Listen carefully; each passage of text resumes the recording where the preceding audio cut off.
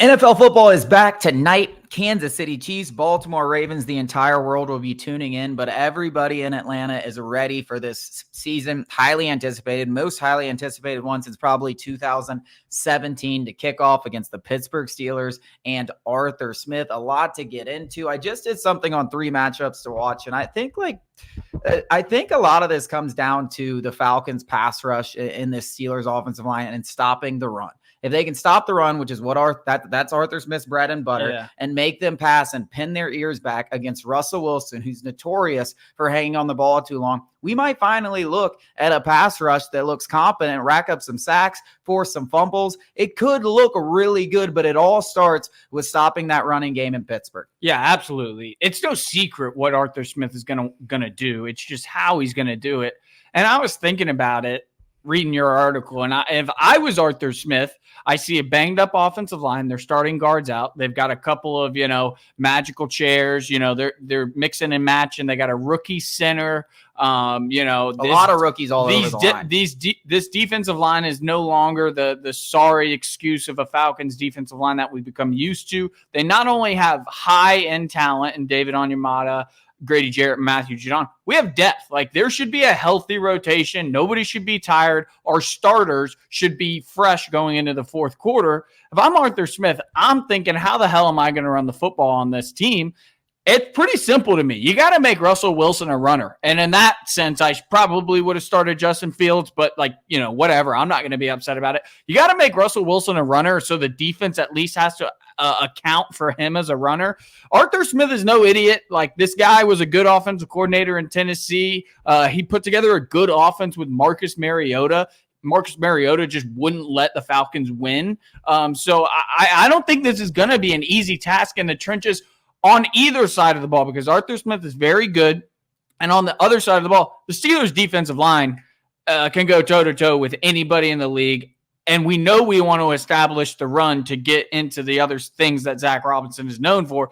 The trenches are going to be big, and we've been talking the Falcons' offensive line's good. This is a great test. TJ Watt, Alex Highsmith, the entire defensive line of the Steelers is as good as any in the league. It's funny when you talk about, especially in the NFL, what these games come down to. And every time you start reading into the matchups, it comes down to the trenches. Yeah. And it comes down to winning that battle. And you got two good tests here. One, a really good offensive line going against a really good defensive line. Yeah. Who's going to win this battle? And then you got a brand new look Falcons defensive line against really a brand new look Steelers offensive line. A lot of rookies that are going to be playing different positions and stuff like that. I think at the end of the day, they've invested a lot into that offensive line. Could end up being really good. Is it going to be really good week one? Really excited to see Matthew Judon. You mentioned him, Zach Robinson. This is, to me, an opportunity. This is a coming out party, right? Yeah. You've got all these sexy weapons. You've got the offensive line. You've got the trio of top 10 picks. You got Kirk Cousins. You haven't called plays before. Sometimes it takes a little to get into things. And if you can't protect the quarterback, it could be really, really difficult for you. But I'm so interested to see what he's dialing up back there, because anytime you come from that tree of Kyle Shanahan and Sean McVay, it's going to be really fun to watch generally. Yeah, and he's not getting an easy crack at it first go, because the Steelers the Steelers offense has been a mess even in Ben Roethlisberger's twilight years, the Steelers offense was a mess. The reason why they have not been, below 500 in Mike Tomlin's tenure is because their defense is always great, and they're always a well-coached football team in every single facet. They always seemingly win the games they shouldn't win, and this was one of the games they shouldn't win. This Steelers, they have two of the best players in the entire world, TJ Watt and Minkah Fitzpatrick. You see TJ Watt lining up across from Caleb McGarry in a 3rd down 6. You must have it. You don't feel good about that. And that actually makes you sick to your stomach. Yeah, it makes you like, Kirk, just go down. Don't even risk the broken knee. How about a halfback draw here? Yeah. We used to yell at Arthur Smith for the 3rd down 6 halfback draw, but now we might be begging for it, because that's the kind of guy. And it doesn't get any easier on the other side. Alex Highsmith, as a guy that not a lot of people know about, but the guys who are nerds know exactly who he is. He's a nasty guy. He is not going to get any easier. Hopefully it's him going against Caleb McGarry, but even that you don't really love. Zach Robinson doesn't have an easy go out of it, in the week one. No, I mean, on paper, in terms of hype, preseason hypes, all the narratives. We've already won the game. Yeah, we've already won the game. We won the offseason. We won the game. And the Steelers are on the flip side. Everyone's freaking out. This is going to be the first year they go under 500. But people have done this before in Mike Tomlin, and they always find a way to win games that nobody seems to think they should win. So it's going to be a difficult test. There's no doubt about it. I just want to say one thing. Kenny Pickett and Matt Canada are trash cans compared to Russell Wilson and Arthur Smith. And I'm not saying Arthur Smith and Russell Wilson are, God's creation. They're the greatest things in sliced bread. But compared to what they had last year, when they did go 9-8 and go to the playoffs, it's way better. It's way better this year. But I think you can say the same thing about the Falcons defense, especially if you go a couple years back. I know we had a good little stretch there under Ryan Nielsen when Grady Jarrett was healthy. But for the most part, this has been a Falcons defense that has been a laughing stock in the NFL. The fun matchup I want to talk about, especially for you Georgia fans, George Pickens and A.J. Terrell. A.J. Terrell typically not, and this is the way a lot of top corners, they usually guard one half of the field. I'm interested to see, though, especially in this matchup where George Pickens is the only wide receiver worth writing home about. Do you follow him around the field in this matchup, especially with the cornerbacks on the other side? You don't trust Mike Hughes, and that's a matchup to me. Maybe it doesn't start off that way, but if Pickens starts eating early, do you see them go? I'm interested to see that, especially with Jimmy Lake, Raheem Morris, if that's something that they utilize a lot this year, or if they kind of stick with the, hey, put them on one side of the field and you got the other.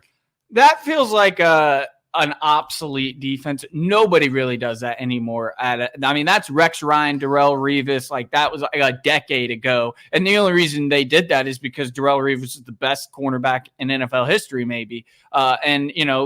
George Pickens isn't, Randy Moss and all those guys Revis was going up against. He's pretty damn good. And I wouldn't be against it. But then again, you don't want to make the game 10-on-10 in your very, very first game.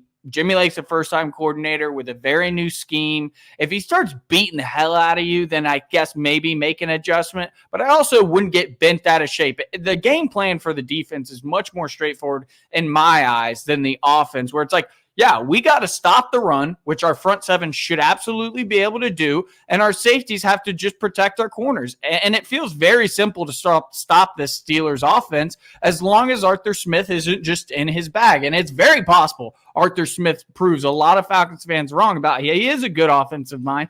He just did some things in Atlanta that weren't, fondly seen, mainly at the quarterback position. Listen, Arthur Smith was out there running the rock with Desmond Ridder, who literally nobody was giving any respect to. You have to respect Russell Wilson. That guy won 7 games with Desmond Ridder, who couldn't win the backup job in Arizona. And Russell Wilson threw 26 touchdown passes compared to 8 interceptions. Yeah. And Sean Payton, they weren't each other's cup of tea, but this guy's not an absolute bum. Yes. He's not Kenny Pickett. He's better than Kenny. Hall of Famer. The guy has had a lot of success in this league and is coming off a year where he was actually pretty decent statistically. It just wasn't a good fit in Denver. We'll see how it is, but I'm with you. I don't think it's going to be easy. And Arthur Smith has one of the more creative run games that you'll see, maybe the most creative, and it's going to be very difficult to stop. I don't think it's going to be easy. One thing I'm super excited to watch, though, is Justin Simmons and Jesse Bates at the back end. That's 2 all-pro safeties that can impact the game in so many different ways. We saw it with Bates last year. Now we got another guy like him in Simmons. Really excited to see them. They make you – so Jesse Bates covered up a lot last year, and it made the defense, I think, look a little bit better. That's what safeties do. They cover up, and they do things that, quarterbacks aren't expecting. That's what Jesse Bates, that pick 6 against the Saints, Derek Carr came out and he said he was on one side of the field and he just left his responsibility. Ed Reed used to do it all the time. Trip Palomalo did it all the time. That's what great safeties can do. Now we have 2 of them. That's the kind of stuff where gets you giddy, where we're going to have a lot of turnovers, a lot of interceptions, a lot of fumbles. I'm super excited for those 2 in particular. You're right. That's going to be, they'll be the kind of game changers that we've been hoping the Falcons will have. Bates is must-watch television. What we saw from him last year, he was the most exciting player on the football field in every game that he played. I think Justin Simmons can have a similar impact. And then you got Matthew Judon. And there's nothing better, right, than watching your new guys. Like, right, the new players on the home, team. There's week one. Yeah, I mean, the excitement, the Benz is going to be bumping. We're ready. But hey, we got to get a win. Like, this is I'm not going to say it's a must win, but we got to win.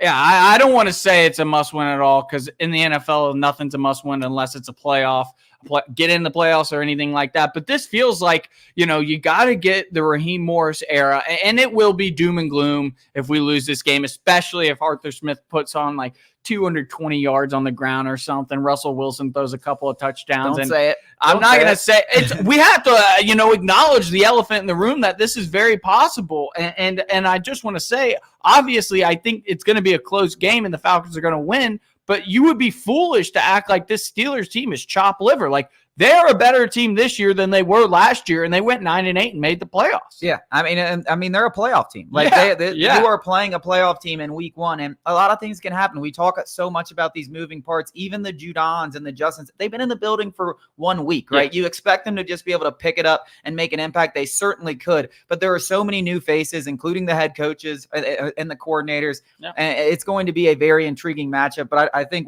I speak for you. I mean, couldn't be more excited for this era to kick off.